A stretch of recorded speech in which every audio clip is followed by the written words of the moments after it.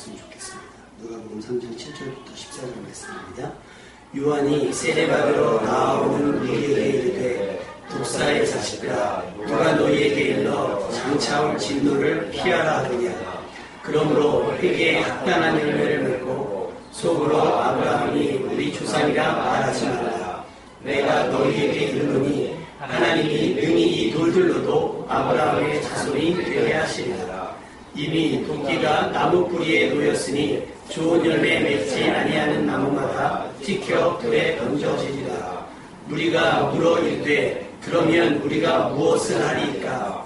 대답하여 이르되 옷 두 벌 있는 자는 옷 없는 자에게 나눠줄 것이요 먹을 것이 있는 자도 그렇게 할 것이니라 하고 세리들도 세례를 받고자 하여 와서 이르되 선생님이여 우리는 무엇을 하리이까 하매 이르되 부과된 것 외에는 거두지 말라 하고 군인들도 물어 이르되 우리는 무엇을 하리이까 하매 이르되 사람에게서 강탈하지 말며 거짓으로 고발하지 말고 받는 금료를 족한 줄로 알라 하니라. 아멘. 오늘 아침에 일어나 보니까 눈이 왔더라고요. 야, 3월에도 눈이 오네 했더니 저희 앞사람이 하는 말이 작년에 기록으로 4월에 눈이 한번 왔다고 얘기하더라고요. 어제 차를 지하에다 세우려고 하다가 날씨가 저기 하니까 짐 주일날 아침부터 실을 것도 있고 그래서 그냥 지상에다 세웠거든요. 일기예보를 받더라면 눈이 올 줄 알았다면 아마 지하에다 세워놨겠죠. 그래서 직업적으로나 생활적으로 아침마다 혹은 그 전날 일기예보를 체크하시는 분들이 많이 있습니다. 왜냐면 그 예보를 통해서 그 다음날 혹은 당일날 어떤 옷을 입을지 또 어떤 업무를 우선적으로 해야 될지를 결정을 하니까요. 그리고 농사하시는 분들도 마찬가지로 어떻게 해야 될지를 날씨에 따라서 정하게 됩니다. 물론 예보가 없다 할지라도 일기예보 같은 게 없다고 할지라도 크게 문제가 되지 않을 수 있습니다.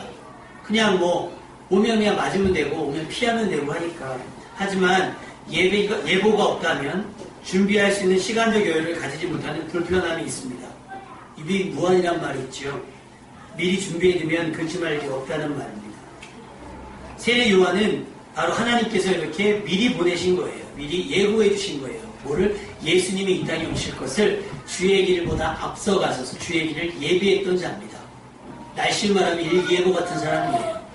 와서 어떻게 하면서 예수님의 오심을 준비할 것인가를 이야기한 사람입니다. 또 세례 요한은 수백 년간의 하나님이 이스라엘에 대한 침묵을 깨트린 사람이기도 합니다. 하나님은 사랑하시는 이들이 죄로 인해 멸망당하는 것을 두고 보실 수가 없어서 독생하신 예수님을 이 땅 가운데 인간의 몸으로 보내시기로 했습니다. 세례 요한은 바로 그 예수님의 길을 예비하는 하나님의 구원을 예비하는 자입니다. 세례 요한이 광야에 등장하자마자 외친 소리는 오늘 말씀과 비슷한 말씀이 마태복음에 나와요. 마태복음 3장에 기록이 되어 있는데 거기는 세례 요한의 등장이 나와요. 어떤 옷을 입었고 무엇을 먹고 어떻게 생활했는지가 나오면서 그가 외쳐가로되 회개하라 천국이 가까이 왔느니라 이것을 선포합니다. 그런데 이 회개하라 천국이 가까이 왔느니라는 말은 세례 요한의 선포만이 아니라 예수님이 공생애를 시작하면서 처음 선포했던 그 예수님의 선포, 예수님이 오신 목적이기도 하다는 겁니다. 천국이 가까이 왔다는 말은 경고이기도 하면서 미리 예고하는 것일 수 있습니다. 여러분 혹시 승용차 타시는 분들 말고 버스나 지하철 타시는 분들 중에 정신 놓고 있다가 혹은 졸다가 타야 되는 차를 놓치거나 혹은 내려야 될 자리를 내리지 못해서 지나친 경험이 있지 않습니까? 근데 제가 서울로 출퇴근을 하면서 재미난 발견을 하게 됐는데 사람들의 심리가요 자다가 감각적으로 도착할 때쯤 눈이 떠지게 되더라고요. 그런데 그 찰나라는 말 있잖아요. 찰나? 저는 어떤 경험이 있냐면 딱 내려야 되는 데가 가산 디지털이었어요. 눈을 딱 떴는데 문이 열린 문 사이로 가산 디지털이 딱 보이는 거예요. 근데 내리려고 일어나면 느낌에 문이 닫힐 것 같은 거예요. 그럼 창피하잖아요. 그래서 이걸 내려야 되나? 딱 눈치로 몇 초 사이에 어떡하지? 일어날까? 어떡하지? 안 내리면 안 되는데 어떡하지? 그러다가 마치 다음 정거장에서 내리는 것처럼 부스스하게 아무렇지도 않고 자기는 자주 게 아니고 놀래서 깬 게 아니라 그 내릴 장소가 돼서 망해서 내리고 그러면 어떤 일이 벌어집니까? 다음 정거장에서 내려서 다시 반대편으로 건너가서 돌아오는 참 시간도 저기 되지요. 마음도 불편하고요. 괜히 그 저에서 졸았던 내 자신이 한심스럽고 원망스럽고 그런 거예요. 그런데 다 스마트폰을 갖고 있다 보니까 어떤 사람이 그래서 그 앱 어플을 만들었어요. 그러니까 내가 저 차를 타면 어느 정거장에 내릴 거다라고 딱 입력을 해놓고 핸드폰을 붙잡고 있으면 그 내릴 지역쯤 거의 다 오면 진동이 울리거나 알람이 울립니다. 그래서 타게 돼 있어요. 그리고 버스나 지하철을 기다리는 사람들은 그냥 맹먹고 기다리는 게 아니라 어플을 딱 보면 몇 시에 지금 차가 도착하는지가 나옵니다. 그리고 몇 정거장 전에 버스가 있는지 전철에 있는지가 다 나와요. 실시간으로. 그러니까 왜 가끔 그럴 때 있잖아요. 화장실에 갔다 올까? 아니면 이걸 할 시간이 될까? 불안하잖아요. 언제 올지 모르니까. 근데 그걸 보면 준비할 수가 있는 거예요. 여유가 생길 수 있고 서둘러야 할 때는 서둘러할 수가 있어요. 이게 예고 혹은 경고가 우리에게 주는 유익인 줄로 믿습니다. 그러니까 세례 요한의 등장과 그가 전하는 이야기는 우리가 절대 놓치지 말아야 하는 구원에 이르도록 하는 알림 혹은 알람이라고 볼 수 있습니다. 천국이 가까이 왔습니다. 이쯤 되면 우리가 하던 일을 멈추고 차분히 천국에 오를 준비를 해야 되지 않겠습니까, 여러분? 예수님 오실 때부터 이미 오래전부터 천국이 가까이 왔다고 얘기했는데 그러면 우리가 지금 무엇을 해야 되는지.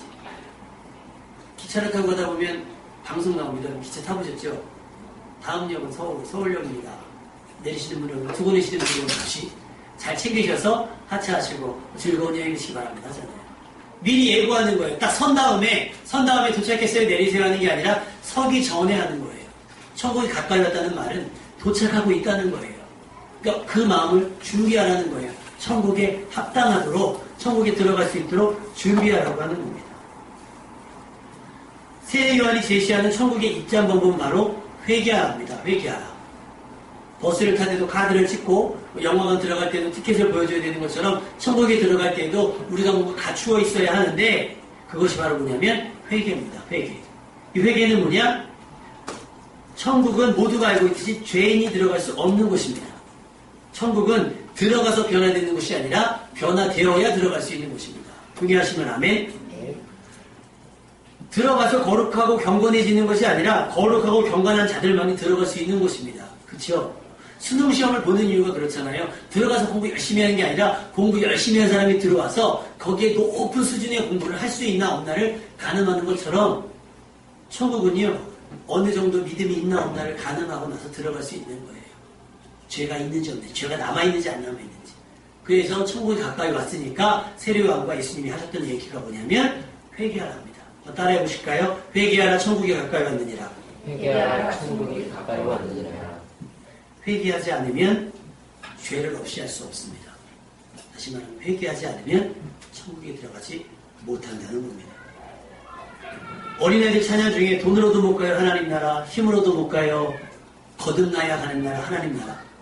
늘 알았지만 이 거듭남에 대한 우리 고민이 별로 많지가 않아요. 그냥 예수 믿고 교회 다니면서 예배 좀 드리고 11조 좀 하고 뭐 좋은 일 있으면 감사하고 좀 하고 좀 어려운 일 있을 때 기도하면 이것이 거듭났다고 이야기하시는 분들이 굉장히 많이 있는데 아니요. 그건 가장 기초적인 거예요. 그렇죠. 어떻게 보면 간신히 구원받을 만한 믿음 정도는 될 겁니다. 그런데 본인 스스로도 확신할 수 없을 수도 있어요. 내가 구원받을 수 있을까? 천국에 들어갈 수 있는 방법은 오직 하나 죄사함뿐입니다. 문제는 우리 힘으로 그 죄를 씻을 수 없다는 데 있습니다. 죄사함은 오직 하나님의 은혜로만 가능합니다. 나의 죄를 씻기는 예수의 피밖에 없네. 동의하시면 아멘. 이건 여러분의 동의를 구할 필요가 사실은 없는 문제입니다. 왜냐하면 이것이 진리이니까. 주의 보혈 능력이 있도다 그의 피 믿으오. 주의 보혈 그 어린 양이 매우 귀중한 피입니다. 그 십자가에서 흘리신 그 보혈로 말미암아 우리 죄가 씻겨집니다. 다시 말하면 예수님의 십자가의 보혈이 아니면 우리는 천국에 들어갈 수 없다는 겁니다. 사도행전 4장 12절 말씀에 다른 이로서는 구원을 받을 수 없나니 천하 사람 중에 구원을 받을 만한 다른 이름을 우리에게 주신 일이 있다 없다? 있으면 O, 없으면 X. 다른 이름으로서는 구원을 얻을 수 없는 거예요. 다른 방법으로는 구원을 얻을 수 있는 방법이 없다는 말입니다. 다른 이름도 없고 다른 방법도 없습니다. 하나님의 구원은 로마서 5장 8절에 우리가 아직 죄인 되었을 때에 그리스도께서 우리를 위하여 죽으심으로 하나님께서 우리에 대한 자기의 사랑을 확증하셨다고 말씀했습니다. 다시 말하면 예수님께서 죽지 않으셨으면 우리는 구원받을 수 없다는 거예요. 주님께서 우리에게 죽어주셨기 때문에 우리에게 회개할 기회가 주어진 겁니다. 그러니까 죽으셨으니까 우리 죄가 그냥 용서받은 게 아니에요. 아, 맞아. 예수님께서 돌아가셨구나. 맞아. 그러니까 믿으니까 난 용서받았어. 이게 아니에요. 우리가 흔히 고백하게 뭐예요? 하나님께서 나의 그 벌레 같은 모든 죄를, 취약한 죄를 용서해 주셨습니다고 해요. 맞아요. 아니요. 용서하신 게 아니라 용서하시기 위해 십자가에 지신 거예요. 그러면 우리에게 그 용서받음에 합당한 따라오는 행위들이 있어야 한다는 겁니다. 뭡니까? 요한일서 1장 9절 말씀에 만일 우리가 우리 죄를 자백하면 그는 미쁘시고 의로우사 우리 죄를 사하시며 우리를 모든 불의에서 깨끗하게 하실 것이요. 아멘. 우리가 우리의 죄를 뭐하면? 자백하면, 인정하는 거예요. 억지로. 그런 거 있잖아요. 우리가 막 억지로 막 경찰서 같은 데 가서, 지금은 그런 일이 없겠지만 옛날에 경찰서는 죄를 만들어 놓고 때려가지고 강요하잖아요. 자백을. 그런 거 뉴스에서 보셨죠? 흔히 우리나라 그 정치 초창기에 박정희 대통령 때나 정주환 대통령 때에 그런 거예요. 문제가 있네? 잡아가는 거예요. 그냥 비슷한 사람 잡아가는 거예요. 잡아가서 두드려 패는 거예요. 안 그랬어요? 그랬잖아. 그랬다 그래. 빨리 보내줄게. 그랬다 그래. 그래놓고 죄인을 만들어버리는 거예요. 그럼 그 사람이 자백은 하지만 그게 정말 그 사람의 자백입니까? 아니죠. 회개도 마찬가지인 거예요. 강단에서 아무리 회개하십시오 얘기해서 또 그러네. 그냥 교회 와가지고 기분 좋은 말씀만 듣고 가면 좋겠는데 꼭 저렇게 죄책감 주는 말씀, 꼭 찔러는 말씀 주네. 알았어요. 죄인이라고 쳐요. 그래 알았어요. 죄인이라고 할게요. 이거는 자백함이 아닌 거예요. 이건 억지로 하는 거예요. 우리의 죄를 자백하는 거예요. 통회하셔야 되는 거예요. 그것이 죄구나 깨달으셔야 되는 거예요. 신명기에 보면 제사하는 방법 중에 많은 것도 있지만 너가 일을 행하다가 지난 날들의 잘못이 기억나서 그게 죄인 줄 깨달아지면 제물을 가져와서 제사를 지내야 돼요. 마찬가지입니다. 여러분 일상생활 하다가 스쳐지 나갔던 과거의 모든 잘못들이 기억나시면 자백하지 않으면 용서받지 못해요. 그래서 우리가 흔히 기도할 때 뭐라고 기도하냐면 우리가 알고 지은 죄, 모르고 지은 죄 용서해달라고 기도하잖아요. 알고 지은 죄는 물론 대표 기도이기 때문에 알고 지은 죄를 다 드러낼 수는 없어요. 공개할 수는 없어요. 모르고 지은 죄는 모르는데 혹시 모르게 내가 지었을지도 모르는 죄에 대한 어떤 보험 처리잖아요. 그러면 골방에서 기도하시냐는 거예요. 골방에서 내 죄 하나하나 놓고 하나님 정말 그게 잘못인지 깨달았습니다. 이제 깨달았습니다. 깨닫지 않으면 회개할 수가 없는 거예요. 깨닫지 않으면. 여러분 예수님의 길을 예비했던 세례요한과 예수님이 공통적으로 외쳤던 소리가 아까 말씀드렸지만 천국이 가까이 왔다는 거예요. 시기가 정확히 언제일지 알지 못하지만 이 급변하는 세상을 보면 예수님 아니어도 곧 이 세상이 끝날 것 같지 않습니까? 이게요 지금 미국과 소련과 중국과 그 다음에 우리 파키스탄하고 이란이 갖고 있는 핵무기가 터지면 이 지구가 수십 번 멸망한다고 해요. 얼마나 추악합니까? 그래서 미국과 러시아가 지금은 냉전 관계가 아닌 것 같지만 둘이 공존하지만 그 두 나라에서 하는 일이 뭐냐면 핵 억제를 하는 거예요. 왜냐하면 이란 같은 나라가 혹 파키스탄 같은 나라가 중국 같은 나라가 홧김에 인도죠. 홧김에 그냥 확 하나 쏴 올리면 끝나는 거예요. 끝나는 거란 말이에요. 인간들 스스로가 자멸의 길을 걸어가고 있습니다. 그럼 이때를 인식했다면 이때를 이 시대를 분별할 수 있다면 우리가 해야 될 것은 가장 급한 것은 뭐냐면 회개인 줄로 믿습니다. 그러니까 여러분 기도하셔야 돼요. 성경을 읽으면서 기도하시면서 예배하면서 뭐냐면 죄가 깨달아지지 못합니다라고 기도하셔야 돼요. 성경에 모르는 걸 깨달아가지고 그렇구나 그렇게 하려고 하지 말고 홍해가 그렇대요. 제가 어떤 세미나를 하나 동영상을 다운받아서 봤는데 그 목사님이신데 그 이스라엘에 대해서 굉장히 정통하신 분인 거예요. 그래서 이제 그 시내산의 위치와 이런 것들을 세미나 하시더라고요. 그래서 관심 있어서 봤어요. 홍해 건너는 위치를 이렇게 그래픽으로 쫙 보여줬는데 그 홍해 건너는 길 앞에 보면 이만한 사구라 그러나 모래밭 쫙 펼쳐져 있대요. 그러니까 조그만 골목으로 와서 쫙 펼쳐져서 그 이스라엘 백성이 나온 사람들이 막 다 몰려 있을 수 있게. 그 다음에 거기가 물이 이렇게 파도가 치는데 파도가 쳐서 어떻게 되냐면 다른 데는 다 수심이 깊은데 거기만 수심이 좀 덜 깊은. 그래서 땅도 질퍽질퍽한 게 아니라 마차가 이렇게 돌아갈 수 있을 만큼 어떤 그런 막 세미나를 하는 거예요. 우리는 그런 얘기 들으면 그러네. 그렇구나. 어떤 지리적인 설명, 어떤 이스라엘 역사적 배경에 대한 설명, 물론 필요합니다. 그런데 성경을 통해서 가장 먼저 깨달아야 될 건 뭐냐면, 내가 죄인이었구나. 할렐루야. 그러니까 교양적인 이야기가 아니라 이 말씀에 비춰서 내가 어떻게 살고 있는가를 다 보셔야 되는 거예요. 죄의 문제를 여러분 가볍게 생각하지 마십시오. 예수님의 십자가로 용서받지 못한 죄는 스스로를 멸망으로 끌고 가게 됩니다. 그 멸망이 엄청난 것이기 때문에 예수님께서 십자가를 지신 거예요. 죄의 무게를 감당할 수 있는 인간은 이 세상에 존재하지 않습니다. 이제 수고하고 무거운 짐과 함께 내 안에 꼼꼼 숨겨두었던 해묵은 죄를 고백할 때가 됐습니다. 진노가 임박했습니다. 에스겔서 18장 30절부터 32절의 말씀에 보면 주 여호와의 말씀이니라 이스라엘 족속아 내가 너희 각 사람이 행한 대로 심판할지라 너희는 돌이켜 회개하고 모든 죄에서 떠날지어다. 그리한즉 그것이 너희에게 죄악의 걸림돌이 되지 아니하리라. 너희는 너희가 범한 모든 죄악을 버리고 마음과 영을 새롭게 할지어다. 이스라엘 족속아 너희가 어찌하여 죽고자 하느냐. 주 여호와의 말씀이니라. 죽을 자가 죽는 것도 내가 기뻐하지 아니하노니 너희는 스스로 돌이키고 살지니라. 죽을 자가 죽는 것도 하나님은 마음 아프시다는 거예요. 그런데 왜 뻔히 죽을 줄 알면서 그 죄에서 돌이키지 않냐는 말씀입니다. 마지막 때가 됐다는 거잖아요. 구원은 하나님의 사랑이지만 심판은 하나님의 공의예요. 그리고 심판이 없을 수가 없는 거예요. 그래서 우리가 마지막 날 되면 우리의 행위로 다 심판을 받을 건데 우리의 의로 그 죄를 없이 할 수 없어요. 뭘로? 예수님의 십자가로만 가능해지는 줄로 믿습니다. 그러니까 하나님은 마지막 날을 대비해서 각자가 회개하고 죄에서 돌이키기를 바라십니다.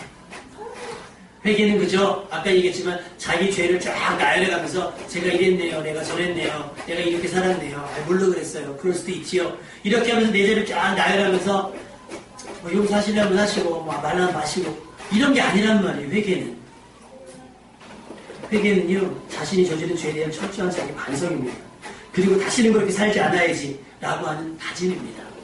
그러니 눈물이 날 수밖에 없잖아요. 다른 이에게 피해를 입히면 그것 때문에 마음이 아파야 하고 미안해야 돼요. 사과해야 하고. 나의 죄를 씻기는 것은 예수님의 보혈이지만 새롭게 씻겨진 자신을 지키는 것은 여러분 개인의 몫이 됩니다. 주보에 보시면 제가 통영 여기 통영 사시는 거 없죠?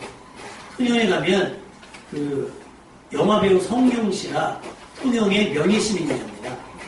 그래서 거기 가면 성룡 사진이 그려져 있고 성룡이 쓰레기 줍는 그 사진 이렇게 편말이 있다고 해요. 제가 그걸 이제 찾아서 읽어봤는데 거기 써 있는 것을 제가 주보에 옮겨놨습니다.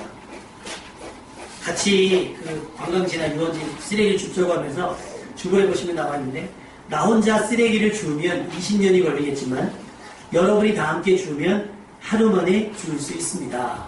그리고 그거보다 더 큰 글씨로 쓰레기를 효과적으로 줍는 방법은 쓰레기를 버리지 않는 것입니다. 동의하시거나 그렇잖아요. 정리정돈을 잘하는 방법은 어지르지 않는 거예요. 그대로 두는 거죠. 만지지 않고 그대로 두는 거예요. 마찬가지입니다. 회개하고 물론 그렇게 좋아요.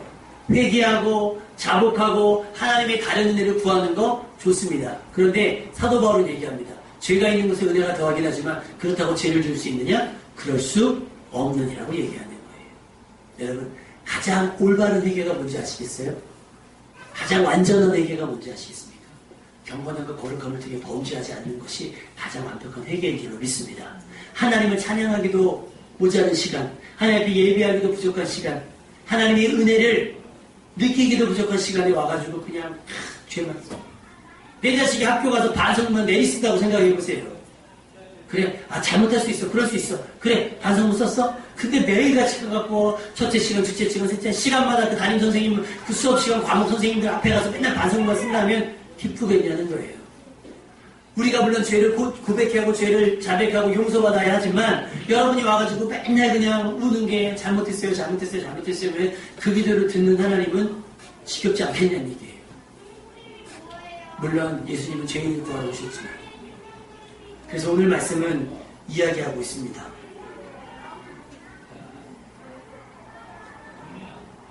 오늘 말씀을 한번 읽어볼까요?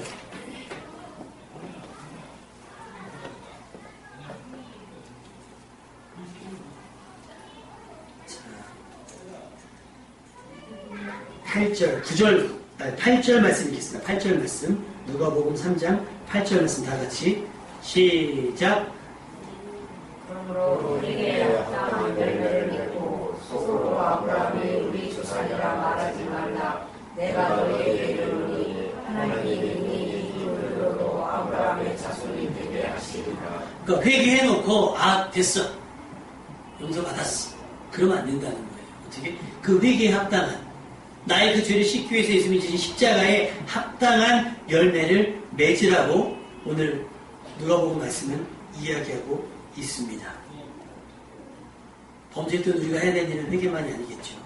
이제는 그 범죄하기를 그치고 악인의 꾀를 쫓던 시간과 에너지, 죄인의 길에 개인의 길에 서기 위해 썼던 힘들을 이제 그 회개에 합당한 열매를 맺기 위해 써야 됩니다.